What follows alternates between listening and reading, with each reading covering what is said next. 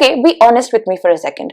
Have you ever written goals like get fit, be productive, get your life together, and then 2 weeks later you're so tired, it's all fallen apart, and then you're just sitting there wondering why did I even write? Because yeah, same. Hi, I'm Anna, and today we're talking about goal setting, but not the hustle culture kind. This is goal setting for people with real jobs, maybe kids, responsibilities, a home to take care of, and a world of other things that need your attention. And people who generally do not have the energy to reinvent themselves every January. Here's the straight up truth. Most of us are actually very busy. We are split between answering emails, attending to our kids, taking care of our parents, also have some semblance of a social life, keep in touch with friends, trying to be fit and healthy, also like getting our 10k steps a day. The list goes on and on and on. But when you do not set goals, everything feels very urgent, but nothing feels very intentional. And that is the problem. At the end of the week or month, you feel tired. You feel like your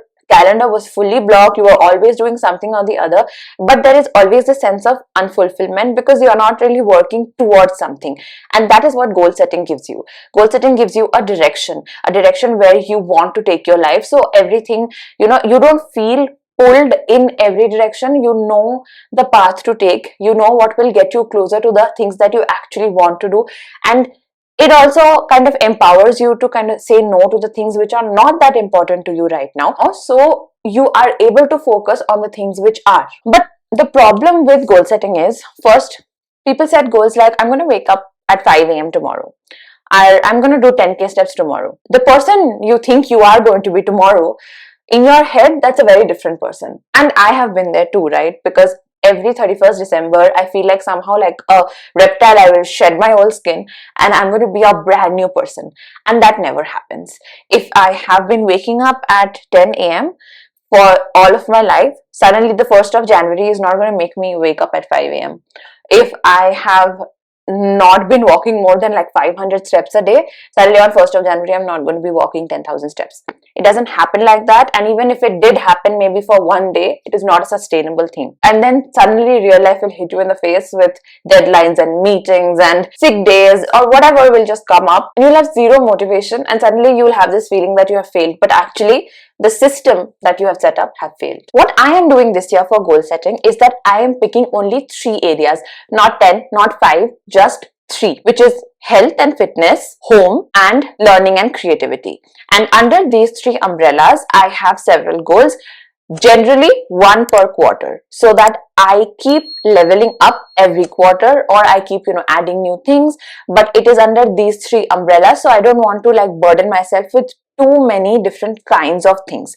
These 3 things are my focus for this year, and that's what I want to do well. So what you can do is you get to pick your focus areas, right? You can decide what are the important like categories for you. Maybe it is learning something, maybe you are trying to get a new job this year, maybe you are trying to finish a degree. So those kind of things you can put in like maybe a broader umbrella, so that once you do finish that thing, what can be the next thing? It could fall under the same category.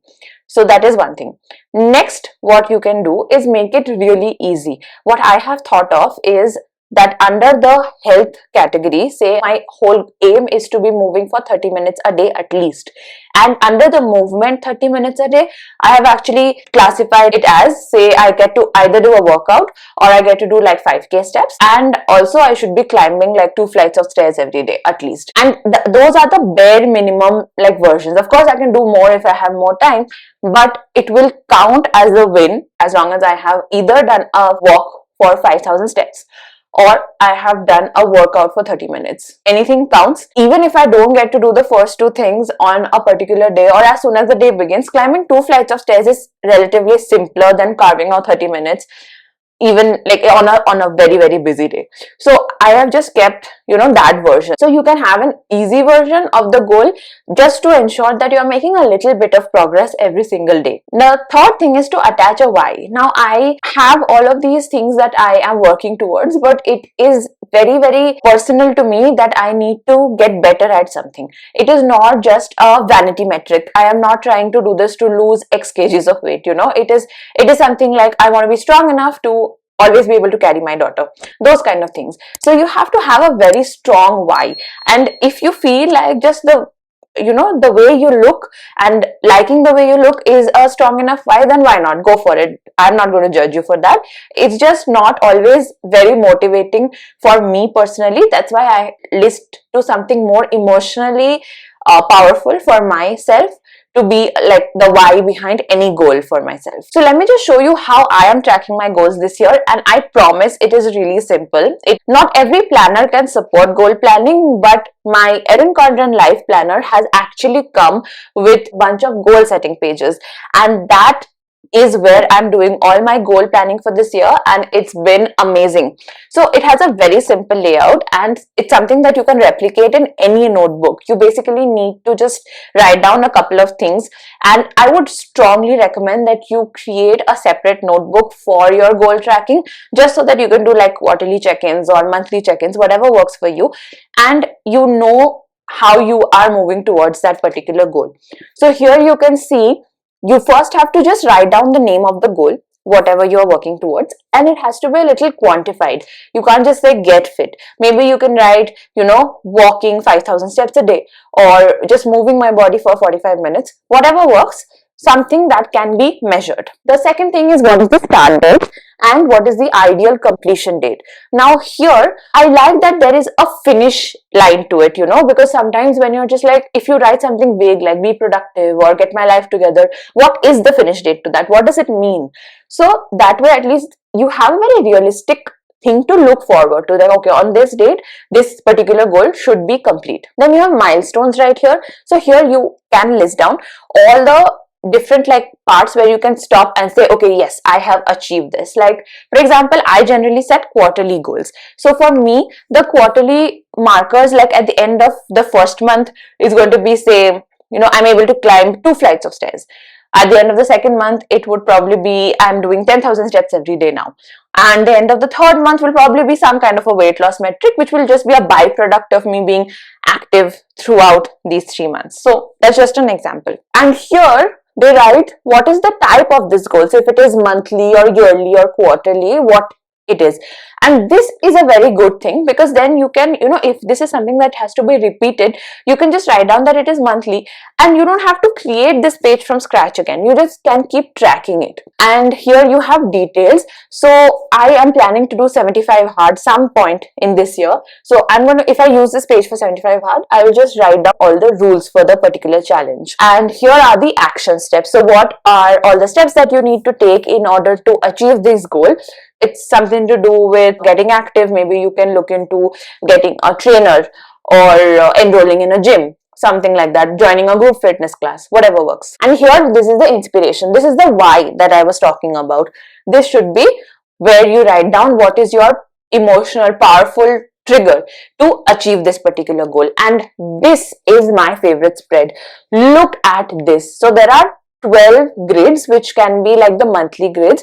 So for example, if you are looking at something which is going to be a yearly goal, then every grid is a month, and you can just keep ticking away at whatever you have accomplished, right? Say if you are trying to have maybe a no buy challenge, and whatever days that you have not bought anything, you can just tick it off, because then you've been successful in the no buy goal. Or how I'm using it, for example, in my learning and creativity goal, say I'm tracking my YouTube journey.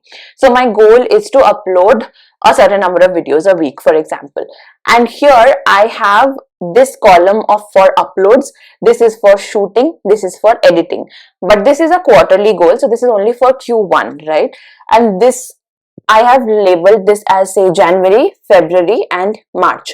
So I have covered one quarter, but I have taken each of the columns to be a different activity. So for January, all the days that I do upload, I will tick off here. Whatever days I shoot, I will tick here. Whatever days I edit, I will tick here. Of course, they will all not be the same days, but this is a good way to keep track of the different steps of the process as well. And just because maybe, for example, say if I do have a goal of uploading 3 videos a week and I'm not able to, but I did work on the videos throughout the week, and say I uploaded 2, maybe that is not the exact win for the goal, but at least I got really close, and then I can kind of analyze and see why I fell behind. So this is also good information to have. And the final part of the goal tracker is this box here. I think you could kind of write down some metrics. Like if you were doing for a health goal, you could probably write down your measurements. If you are doing for, like for example, for YouTube, I'm going to write down my subs and my watch hour count and those kind of things. And this kind of a goal tracker is so easy to create in any kind of notebook. All you have to do is write down a start date, an end date, your milestones, and your action steps, and your why. And then you can create the progress tracker. Now, if you don't want to spend so much time doing the progress tracker, grids, etc., there are many simpler ways of doing it. And my favorite thing is using stickers. And as you can see, I'm obviously using these, but you can get these stickers, which is just 30 days, right? The entire grid for a month. And you can peel it off, stick it on that page wherever you are doing your goal tracking, and just keep taking it off. It's so easy. This book is from Life Aroma Shop. It was on sale. I don't know if it is still there, but you will get many such, templates of stickers which are just the monthly grid, and you don't even need to write anything. You don't need to draw out anything. It's just a sticker, peel off and stick, and keep tracking your goals. It is super simple. And if you can't find a sticker, I am 100% sure there are post-it notes like this, so you can definitely use that. That would also serve the purpose. And yeah, it's also pretty good. Now the most important part of goal setting is the check-ins, and you can do it at a weekly level or at a quarterly level. I prefer to do it at a weekly level with my usual weekly reset where I'm planning for the week. So I just check how far along I am in each of my goals and whether I have been able to keep up with what I had thought I would be doing for that week. And the biggest part of this is that there should not be any guilt, because clearly this is the goal that you have set. There needs to be some action around it. But if you have been unable to take that action, I look at it as data. I look at it as, okay, why was I not able to do it, and how can I give myself the best chance in the upcoming week, reduce all kinds of frictions and roadblocks, and just try to continuously keep working towards my goal. And goals are supposed to support your life. They're not supposed to be another thing that makes you feel burdened or guilty about your life, right? So if you ever feel like you are falling behind, you don't need more motivation. You need a better, more supportive system, and let's build it together over here. If this video helped you at all, please let me know in the comments below what's one goal you're working towards for this year. And if you have found any of the tips in this video helpful, please let me know that in the comments down below as well. And I will see you in the next one. Bye.